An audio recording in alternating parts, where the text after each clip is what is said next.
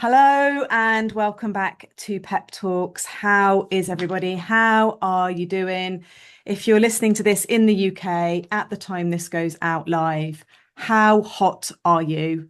Us Brits, we love to talk about the weather, don't we? And well, I think the talking about the weather is starting to calm down a bit. I don't know how you're finding this, Talia, but finding it's starting to calm down a bit because um, we've had it for a few weeks now. So it's becoming a bit more normal, not necessarily saying it's any more comfortable than it was, It's but definitely it's becoming becoming more normal. a bit Like, more yeah, normal. we're getting on Yeah, with it instead of we moaning are about it. exactly. So, as you might have gathered, I am joined by the lovely Talia. I feel like I've mispronounced your name again, and I'm going to double check that I'm pronouncing it It is correctly before. Talia, so Talia, thank you I for see, I checking. knew. So, I when I said it the first time, I was like, oh, I think I've got that wrong. Talia. Yeah, So, welcome, Talia. Um, would you like to share with our listeners what it is you do and maybe a little bit about your backstory and what got you to the point you are now in your business? sure. So thank you. It's great to be here. So I am a coach. I am a neurodivergent business and family coach. So and what that means is that I work with people that are a little bit different, that need some support, that maybe are ADHD or autistic, or maybe have OCD, or all of the above, like any sometimes dyslexia, dyspraxia, but and those people are mainly women, either women that are in business or women with kids or both. And I support them with whatever challenges or hurdles they're supposed to be trying to get over. So I came to doing the coaching because I came from business improvement background in corporate world. And then I wanted a bit more flexibility. I was struggling to find something, which is typical of a female entrepreneur that is around our age, if you don't mind me saying. No, But no, absolutely. so I've found a lot of my clients in the same boat. They want a bit of flexibility. They want autonomy of their life, and they don't want to have to do 9 to 5 and on other people's rules. So it's easier just to work for yourself and do it on your own terms. Well, I say easier. It's different. It's there's bonuses and there's challenges to it. I think it's Um, actually much harder, but the pros definitely outweigh the cons. So yeah. yes, yeah, absolutely. I can't see myself going back to working for somebody with freelance, yes, but yeah, not actually 9 to 5 type thing. So I came to that, yeah, because I wanted flexibility and I wasn't able to find it. It wasn't some sort of long-term ambition of mine to start my own business. It just, I came into it because my kids were having challenges at school and struggling. Then I needed to be there more for them. I needed to have that flexibility and not be asking the boss, can I go to a doctor's appointment, and can I? Oh, hold on, we've lost audio. I've lost audio. What's happened there? For those of you tuning in, by the way, this is going to go out real and unedited. So, Talia, do you want to speak again? See if we can hear Yeah, you. Oh, you're hopefully it back. comes There we back. go. Okay, Yeah. lovely. So you were Hopefully you didn't saying hear that too much. you needed or you wanted to be able to have time to take your kids to doctor's appointments and so on. So carry Yeah, on and from there. I didn't want to have to put them in breakfast club or after school club, things like that, because there was I was starting to discover things about their needs. Lost you again. My connection seems to look all right. Can you hear me okay? Yeah. Yeah, I can now. I'm not getting any errors with my connection. It's like because you're moving still, I'm just losing your audio. Uh, finally- No. Um, do you know what? I don't even know where the mic is on my laptop to make sure that it's not blocked. Well, let's carry on and hopefully Yeah. it will keep going. And if for any reason we really struggle, we'll reschedule and we'll re-record. But let's Okay. crack on for now. So yeah, not wanting to them to be in school too much because we were on this neurodivergent journey of understanding that there was differences for them. So I and at the time they were at primary school. They're now teenagers and coming to the end of their educational journey, which is great. And then well, it's you can't get other challenges now, but um, Yeah. yeah, a little bit not as tricky.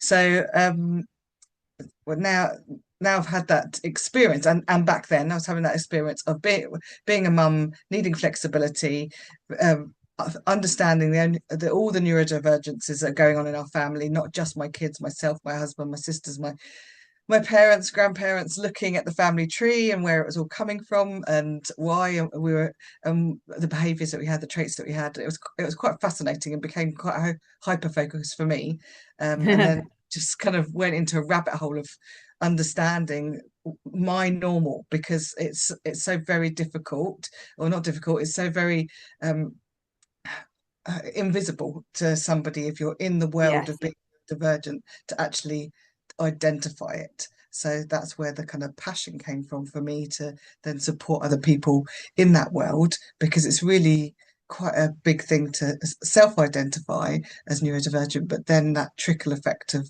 all the people around you, and what it means for you as a child when you were younger, what it means for you now as honing in on your skills and realizing what you are good at and what you're not good at, and what to nurture, what to not to nurture, how to maybe make some differences in your life to make things easier.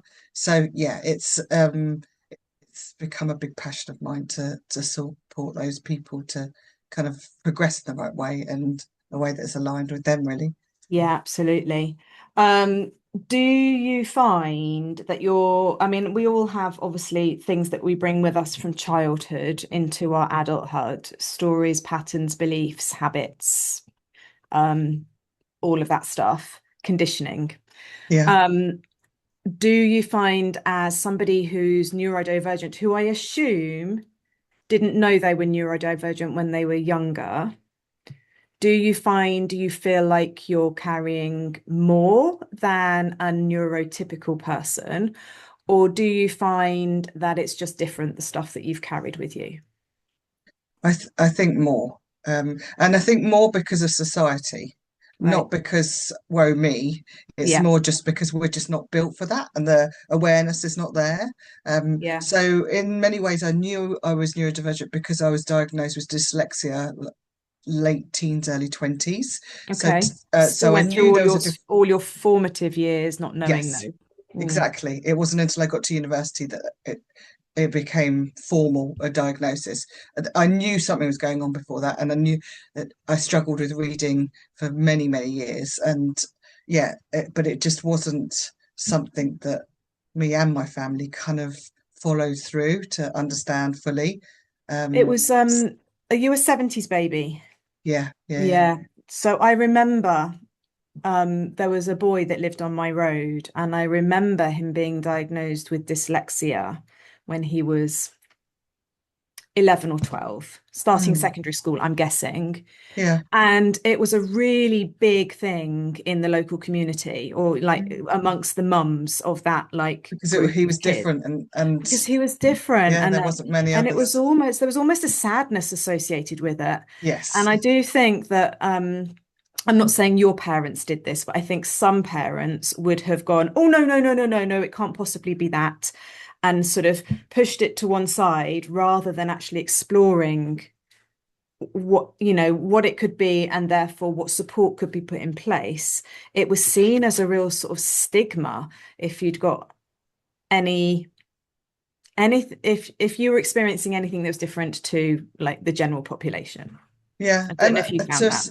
yeah, I did absolutely, and to a certain extent, it's still there because people just don't have a full understanding of it. It Yeah, isn't common as such.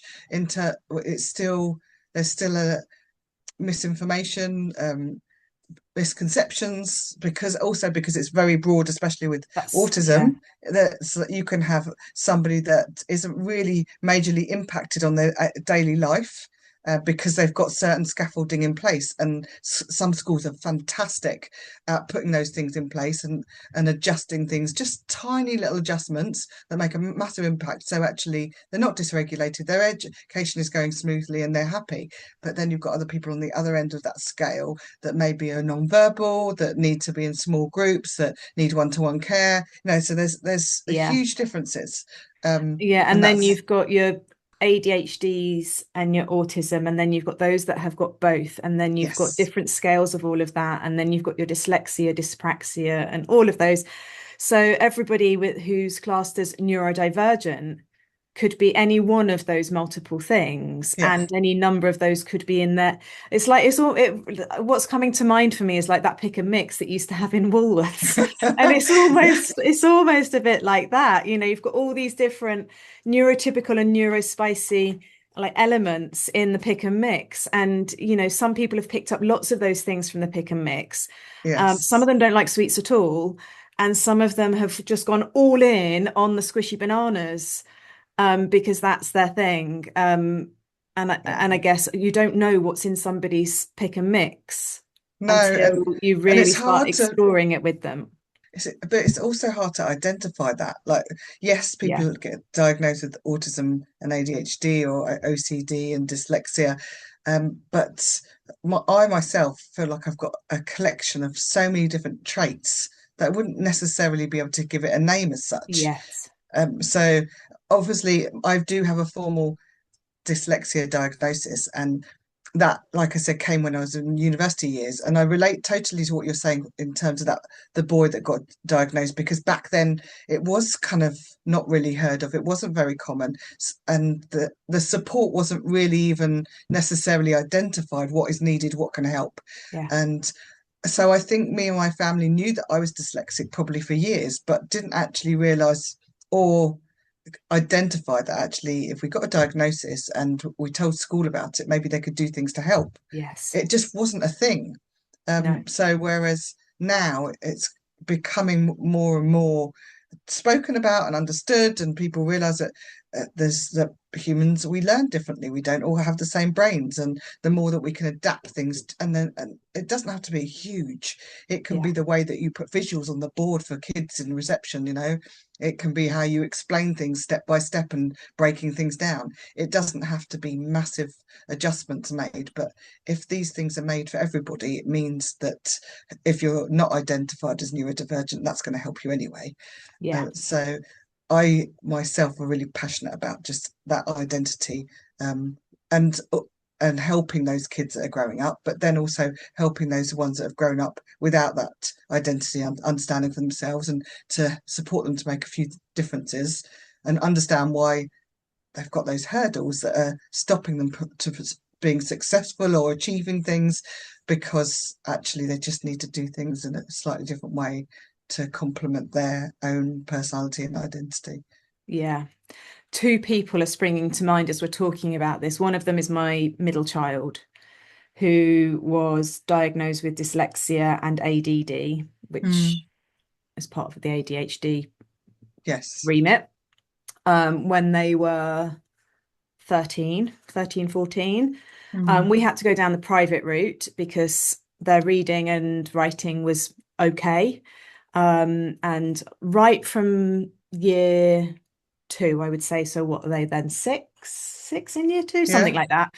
Right from that age, I knew something wasn't right. And I kept going into school and kept having conversations with the teachers, and they absolutely refused to do anything about it or believe me that there was an issue. So Mm, as I say, by the time it got to age 13 or 14, I was like, enough's enough. We're just gonna pay private. And it was the best thing we did for them, because it they suddenly realized why they were struggling so much in school. And I mean, as a girl at the time, my daughter is now um non-binary. okay. So that hence I'm referring to they, in plural. Yeah. Um, but they'd been masking a lot in school, as girls often do. Mm, And that's why the teachers didn't see anything, but we obviously saw stuff at home. And yeah, it was the best thing we ever did for them. And I know that there's people out there that find it, they don't want to label their child, they don't want to, you know, put them in a box. But actually, I guess I'm sharing this because to encourage people, if you think there's something different about your child and they're not learning in the way that you think they could be, then I would absolutely encourage you to explore that, because it was the best thing we ever did, not just from the dyslexia angle, but the untidy bedroom just did my head in like constantly, and now I understand why that became Mm. such an issue. Um, so it gave us compassion as parents. It gave our child understanding of why they weren't learning in the same way as everybody else, why it was so much harder for them, why they were exhausted a lot of the time.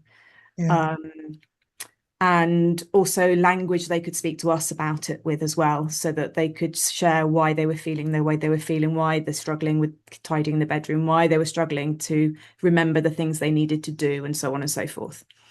And the other person that springs to mind is a friend of mine who has just turned 50 and was diagnosed with ADHD maybe 2 years ago, Mm. self-employed. And it made her realize that the reason she was struggling to do business tasks wasn't her fault. She wasn't lazy. She Yeah. labeled herself as lazy. So she was berating herself, like beating herself up with a stick, constantly saying, Mm. why haven't I put my social media posts out there? Why haven't I kept on top of my finances? Why haven't I done X, Y, and Z? She suddenly understood why. And it freed up so much of that energetic exhaustion she was piling on herself, like questioning why she couldn't do these things. Yeah. And she's since been able to go and get support from neurodivergent coaches herself. So Brilliant. share a little bit about what it is you do specifically in your coaching world to support those neurodivergent entrepreneurs. So many times when you're running your own business, as you probably know yourself, you're doing it on your own. It's very lonely. You're kind of playing around trying to figure out how to do websites, do your accounts, at the same time providing the service or the product that you're really passionate about. And having somebody else to bounce ideas off of and help you structure things, put routines into place, work on your actions and tasks is great. And a traditional coach will do it in a certain fashion, which is quite strict and hard and fast, and tries to motivate you. And it could be very, very good to have that kind of support within your business. Although when you're neurodivergent, that can almost lower your self-esteem a little bit because you're not achieving it like everybody else is. Yeah, And it can actually have a negative impact especially if the coach is not aware and you're yeah, not even self-aware yourself. yeah, Either or both. So what I do is wholly about the person and what their needs are. There's no script. I don't go in thinking this is the steps we're going to take and this is how we're going to do it, because some people have got really, really amazing strengths when it comes to accounting and marketing, but they struggle with their mindset or their mental health or being kind to themselves and putting having some sort of momentum to keep going and motivation. And yeah, they don't understand that actually working with a few people, maybe joining a networking group or finding like-minded people that they can bounce ideas off of and work alongside of, may well be helpful. Or they don't realize that actually if they reached out and paid somebody to do some marketing, actually they would flourish in other areas and it would kind of balance that yeah, because so many of them all think that they're undeserving and that they shouldn't be paying out for these things, that they should be earning X amount of money. There's a lot of shoulds that come in, and yeah, once you start realizing actually, no, it's okay that I'm not making a huge amount of money, or it's okay that I haven't got this amazing website. It's okay that I haven't managed to do my accounts, because you could just do it slightly differently and lower those expectations of yourself and reach out and get help from other people. But then what I do is to help them to realize that they can do things differently. They don't have to, for instance, post on social media every day like a lot of businesses do. They don't have to write blogs. They don't have to do a newsletter. yeah, They can do things that lights them up, that gives them that dopamine kick that they will continue to do. It won't kind of, their interest in it won't stop after 2 weeks and go on to something else. It's something that they can be consistent with. So, for instance, I used to do regular live videos recordings on Facebook. And that for me was really easy. I didn't have to write anything, I didn't have to prepare anything. There was no kind of script that I had to read. I just did it from the top of my head. It was I'd just pick a subject, or somebody would ask me a question, and it would be most of the time related to business, and I would give an answer and tell people this is how you could do it.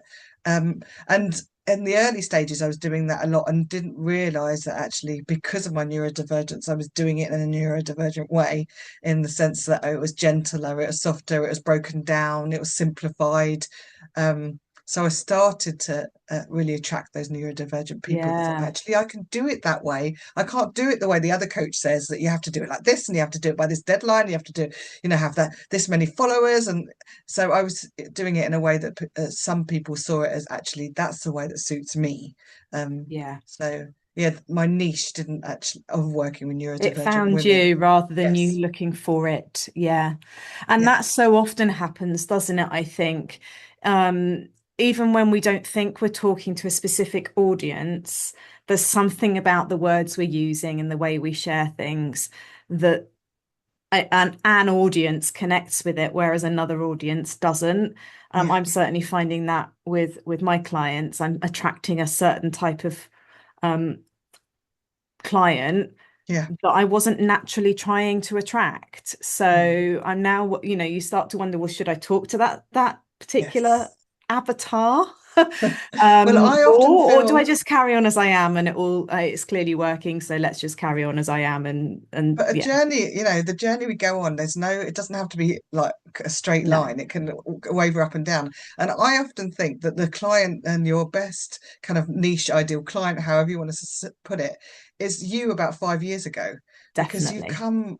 you've learned so much over that time, and it's so valuable what you've learned. And if you can help somebody else by coaching them, they can kind of skip potentially those 5 years, if not Yeah, more, because you've got the skills prior to that as well. So it's helping people to fast track. And I for often sure. believe that people women, females running businesses can do it on their own. Getting a coach doesn't mean you can't do it on your own. It just means you can do it in a less stressful way, maybe slightly faster way, more confident way. All these things can be strengthened, so that Yeah. and also it's okay to reach out for help. Quite often that's not the belief. No, absolutely. And I do think you've mentioned this a couple of times, but look, doing it on our own um, is damn hard because you've got nobody Mm, to bounce ideas off. And I know for my clients, they've often got a million and one ideas, and I can imagine neurodivergent yes. clients have even more. Yeah. But they've got all these ideas, and they don't know which one to run with, so they just stop. It's like rabbit in headlights, like, oh Yes. crikey, I've got all It's these overwhelm. ideas and I don't know which one to look at first. So I'll just like close my eyes and pretend they're not there and do nothing with any of them. When actually, you jump on a coaching call with someone and within that call, you'll have made a decision as to Yeah. which idea you're going to move forward with. And then you'll move forward with it and move forward with it and move forward with it until such point where you're going, this doesn't feel right anymore, and then maybe you pick up another idea, or that idea is running really smoothly all on its own, and then you can bring something else into the mix. But it's that coaches, like you say, they can fast track you, but they build momentum, because if you're sitting in that stagnated, frustrating place of, I've got all this stuff I could be putting out there and I'm not doing anything with any of it, then a good coach will absolutely get you through that and out the other side. And hopefully, well, I think any good coach would empower you to then have the strength and the confidence to carry on beyond the coaching container. I don't think Yeah. any coach, any client should be working with a particular coach for years and years and years and years and years.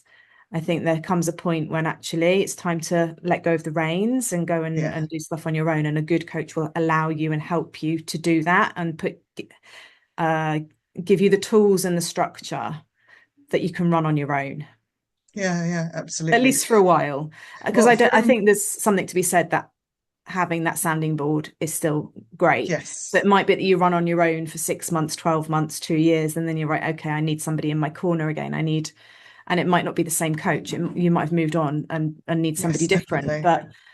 But I've definitely found that with my own journey that yeah, I've had multiple coaches, but I've often had a gap, reflected on what I've learned with them, we put steps we put in place, progressed a bit, and then gone on to my next coach. Because you kind of climb, you grow, you change directions, and it's nice to have a bit different perspective. yeah, And they've all got different qualities and benefits in terms of how I've worked with them. And I've yeah. definitely had favourites, but yeah, Well, yeah, and that's understandable because you sometimes have a better relationship with that coach, even though they might be providing you with incredible support. There's something about the relationship as well, isn't there? And the yeah, energetic definitely. exchange that means that even somebody who perhaps wasn't quite as good or as highly qualified as somebody else, you might have had a much more pleasant experience with, I guess. Yeah, definitely. Um, if there was one thing you could say to somebody out there listening who is self-employed and neurodivergent or suspected neurodivergent, what would it be? It would One thing you be could say to them. to follow your gut. If you feel like there's something different that you don't quite understand about yourself and you're curious, and yeah, I'd say dig a bit deeper and find out for yourself if there is something going on. Um, there's so many resources out there to kind of help you to understand yourself, especially when it comes to neurodivergence. And I think it's worth investigating. Quite Yeah, often it's really hard to see what's right in front of your nose because you've lived it for years. So talk to other people that you know that have been diagnosed, find out their experience. But yeah, definitely to follow your gut. And when you're gaslit by professionals and you still feel like there's something not quite right, still continue to follow your gut, because it's so easy to go to a GP and say I'd like a referral, and they're like, "Are you sure? No, I'm not seeing that. No." Um, or going to somebody at school, that's very typical, like a head teacher or deputy, and saying, I think my child's got something going on, maybe it's ADHD. Especially primary schools, it's very common to be gaslit by them. But no, yeah, well, that was my experience, that's for sure. But I just knew, I really, really knew. I think had my daughter been child number one, it would have been different. But because they were child number two, I could see your patterns. confidence grows as a parent as well at that point, doesn't it? It does. Yeah. I'd already had to advocate a little bit for the older one. And so I was able to advocate even more deeply for number two. And it's interesting actually, because number three has come along and has also got dyslexia and probably got ADHD. We haven't had a diagnosis for that, but based on behaviours and based on what we know from older sibling, we're pretty sure that there's some Yeah. Well, ADHD in there. you become a pro at these things once you've lived it. You really do. And Yeah. yeah, and my son, I picked up on stuff when he was 18 months old, because having been dyslexic myself and having dyslexic parents, as well as other things at that point I wasn't aware of, I was seeing there's something different here. I didn't know there was autism wrapped up in that, and ADHD too. But yeah, you go to the professionals and they don't, if they don't see what you see, it's very difficult to pursue that. It Yeah. took me quite a long time. And like you, when it came to the second one, it was so much easier because I was confident in myself at that point. Oh, I know, I can see it, and I've experienced it my first, so I know what I'm talking about. And there wasn't any doubt when people pushed back, especially the Yeah. professionals. Yeah. Yeah. Um, so you yourself, being neurodivergent and a business owner, Hmm. do you have any strategies that you use? I know obviously it's going to be different for everybody. Yeah. So we can't speak to to the entire population of the neurodivergent entrepreneur space. So let's talk about you. Hmm. Are there any particular strategies that you utilize on your days, weeks, months of working that help you to have built your business and created the success you've created? Yeah, definitely. So early on, like many people that start their own business, I hit the ground running, and I was doing a lot of hours, in and around the kids. But I was up late quite often trying to get stuff done. I was on social media a hell of a lot. I was trying to build my audience, which is something you really do need to do when you start your business. But maybe if I knew myself better, I would have done it differently. Yeah. So it took me a while, but I eventually got to a place where I was feeling a bit more confident that yes, I'm on the right track. I am doing the right thing. I'm coaching. It is successful. I am helping people. So I suppose your kind of nervous system settles a little bit once you identify that yes, I can do this. That imposter reduces slightly, but Yeah. then I then started to pull back and think I'm keep on burning out here, and obviously COVID was mixed up in that as well, which didn't help. But I kept on getting to the point of burnout and feeling exhausted. So I reviewed my business as a whole, which I recommend that people do this on a regular basis, if not every year, every 6 months, every three Yeah. months even. I reviewed my business, thought, what am I doing here that is I don't really need to be doing, that doesn't light me up, that exhausts me, that actually maybe only benefits me slightly in the business. So I just started pulling back a lot of stuff, and I spent a hell of a lot of time on social media. And after reviewing it, I was thinking, is that really where I'm finding my clients? Is it really benefiting me that much? And could I do it differently? So that review bit, and then setting boundaries and having realistic timeframes, because I was even talking to a client today saying, if you looked at your time frame and you drop your child off at school and you looked at your business time frame, most people will look at it as I've got 9 till 3 that I am working between those Yeah. hours. And then you actually have this long list of things that you need to get done. You think, I can do that in 6 hours, but actually, lo and behold, you only do two of them. And the reason why is because actually you haven't accounted for your own self-care. You haven't accounted for the doctor's call that you had to do, or the when your mum called up and thought it was going to be a 5 minute chat and it ends up being an hour. You haven't, it's general life isn't accounted for. And I think the other thing that gets forgotten is it, particularly when you've got younger children and you're needing to get them out of the door for school and you're thinking about lunches, schools, have they got their PE kit? It's the end of term, so do I need to get flowers for the teacher? All that stuff that's going on in our heads. The number of decisions that a parent, particularly a mum, Mm, makes between waking up and getting the kid to school is huge. yes. And I was chatting to some ladies yesterday at a networking event about exactly this, and how when you go into if you're still working in corporate, you go into an office environment, and let's say your working hours are 9 till 5.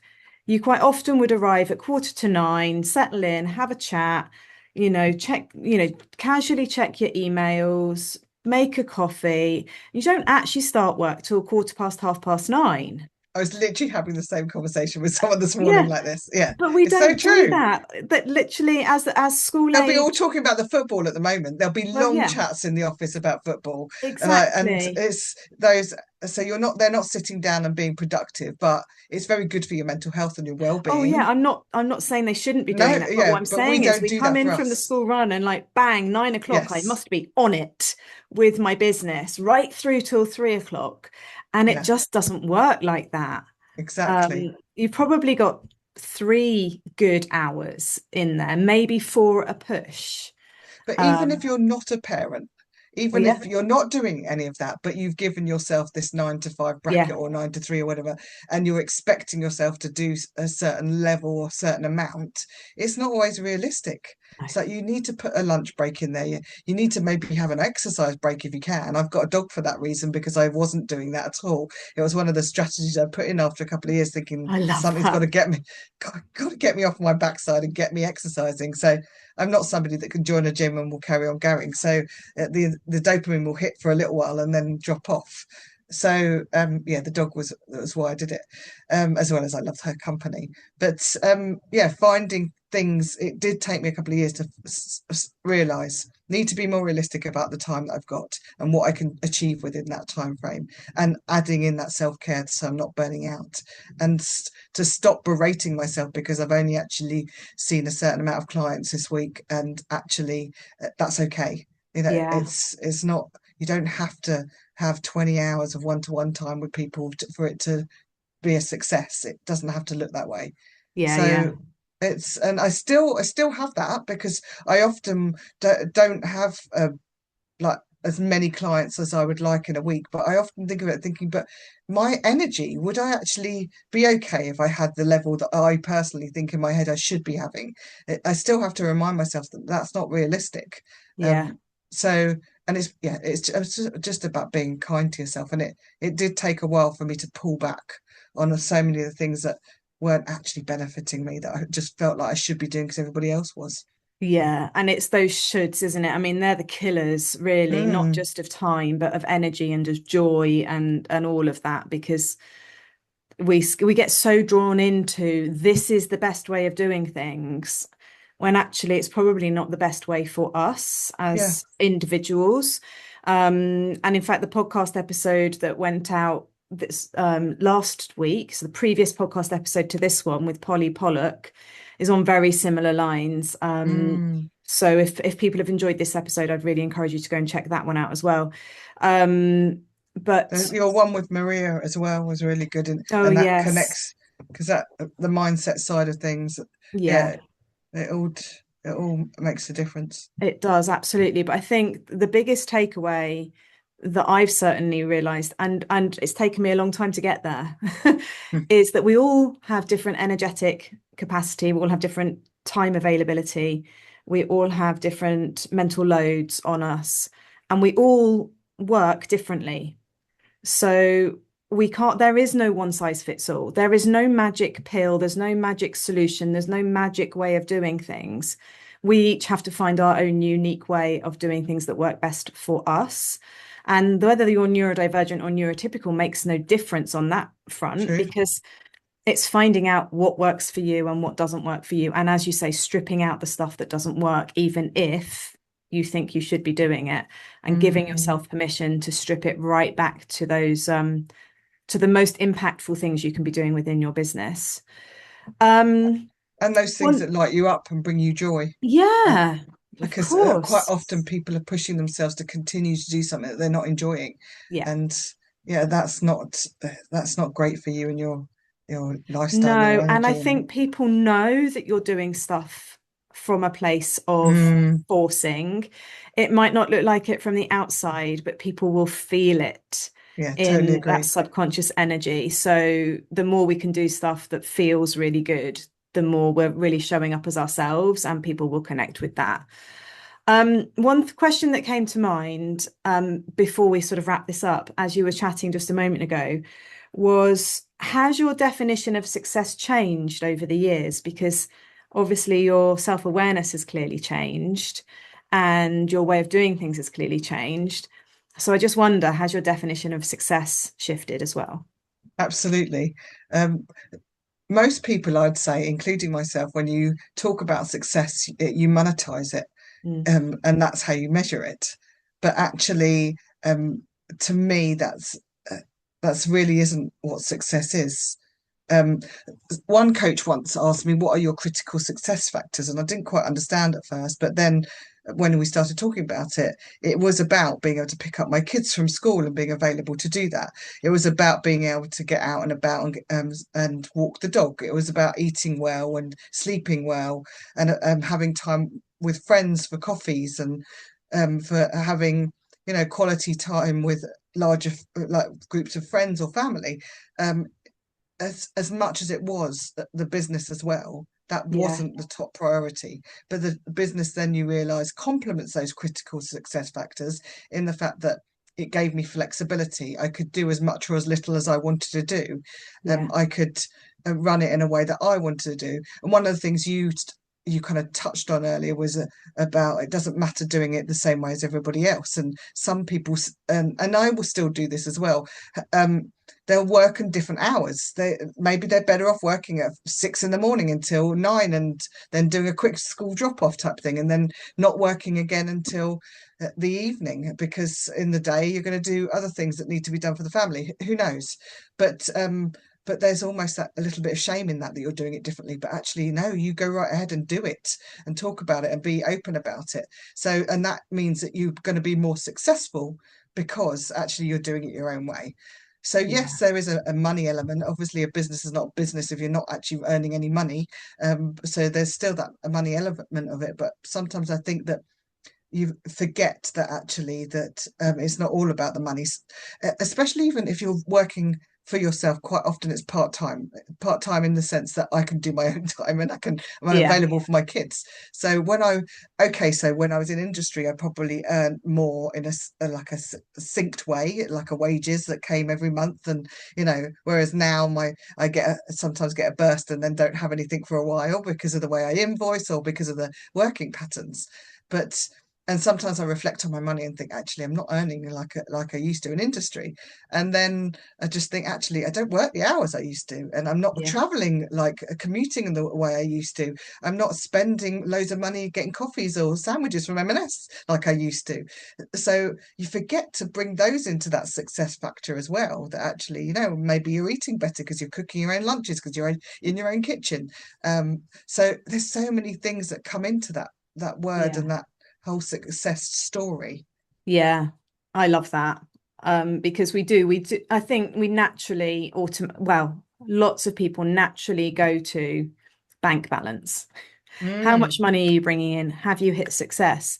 When actually the money should enable you to do amazing things. The money should enable you to have the coffees with your friends, to do lovely things with your family, to eat nice food, all of those things.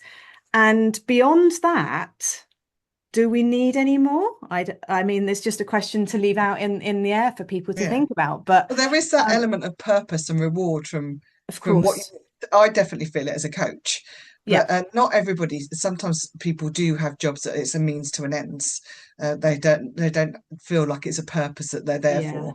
Um, but there is those very fortunate people out there that actually do something that they actually feel like it's giving back, and yeah, there's a really positive purpose to it. yeah. Um, so yeah, there Well, is that element.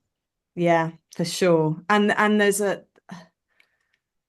that is part of the reward, isn't it? So we got the Definitely. financial reward with working with incredible clients and therefore bringing money in through the door, but you've also got the joy reward and the seeing the light bulb moments over people's heads, that reward as well, that Yes. Yeah, absolutely. is worth more than, you know, it was worth more than the money, really, in a lot of the sense of the word. Um, okay, so you've touched on the last piece of the puzzle quite beautifully there, actually. Because my final question, which is the question I ask to everybody who comes on to Pep Talks, is how do you bring peace and ease into your life and your business, whilst you also build a business that fulfills your passion and your purpose on this planet? So how do you bring peace and ease into your world? It's for me, it's about just having those self-care things so that I'm in a good place, that my energy's right, that my nervous system, I mean, my nervous system is not, there's often things going on because of my kids. But in general, it's about paying attention to that and just Yeah. making small adjustments and give myself time and space if I need it. And the more that I can be in a good place myself, the the more I'm at ease in general, and there's general peace. And if there isn't, it's about bringing it back and like doing things like long walks or yoga or meditation. Not that I'm particularly an advocate of that because of my busy head, but Yes. or just being mindful about what's going on in your life and how you can make space to give yourself a little bit of time to Yeah. re-energize. That tuning into what's going on in your body is a huge piece of it, though, isn't it? Because I think Absolutely. so many of us ignore the messages we're getting, and it's constantly talking to us, like literally every second of every minute of every day, it's talking to us, and the whispers get louder. And so if we ignore those Yes. whispers, then eventually, as you referred to earlier on, burnout kicks in, or we can't focus, we can't concentrate because our nervous system is shouting so loudly that our brain can't really do what it needs to do. And so tuning in and knowing, oh, I'm feeling a little bit out of whack. I need to do something Mm, about that. that is so crucial to everybody listening, not just to business owners, but anybody who's not a business owner that's listening to this. But particularly if you're a business owner, trying to like force productivity, which is a word I don't really like, but trying to force that outward outcome generating work when you're misaligned, it's going to be really damn hard. So putting those self-care practices in place to bring you back and to bring your, calm the nervous system back down, calm the energetic buzziness that can sometimes come in. That's going to be, yes, you might feel like you're wasting time and you could be sitting at your desk or doing whatever, Yes. but actually you'd be wasting time sitting at your desk. You're better Yeah. off going away and doing something to ease whatever it is that's going on. Because when you do come back, you'll be able to fly through whatever it is that's on your to-do list. Yeah, absolutely. Yeah. Oh, Otherwise, if you let those things keep on getting in your way, then you're going to stunt your growth, really. absolutely. Absolutely. That pushing through and forcing never works. Mm. I've experienced burnout myself as well. So I know from experience Yeah, that pushing through and forcing does not work. absolutely. Thank you so much for your time today, Talia. That's been such a lovely conversation. We've touched on so many aspects of, well, being a business owner, full stop, whether you're neurodivergent or not. I think everything you've shared is Absolutely. valid to every listener out there. If people would like to connect with you and find out a bit more about you, where's the best place for people to find you? Best place is my website, which is taliazamora.com. As we established at the beginning, my name is not exactly easy one to pronounce or remember, but yeah, It's actually very phonetic. It's yeah, just I mispronounced it but in a and way. it's quite Yeah. common that people that don't read it phonetically. So for a Yeah. dyslexic, it's quite handy that it's Yeah. phonetic. So Your yeah. parents chose well. Yes, exactly. In that sense, they definitely did. So yeah, otherwise, LinkedIn is my main kind of platform in terms of social, and then I've got YouTube that I've been sharing little videos on identity, and I've done a 101 neurodivergent traits Oh, just to wow. help people to understand what could be going on for them and uh, whether it relates to neurodivergence or not. It's not gospel. It's just to help What people think, you've oh, actually, that's seen. me, that's me, that's me, that's me. Yeah.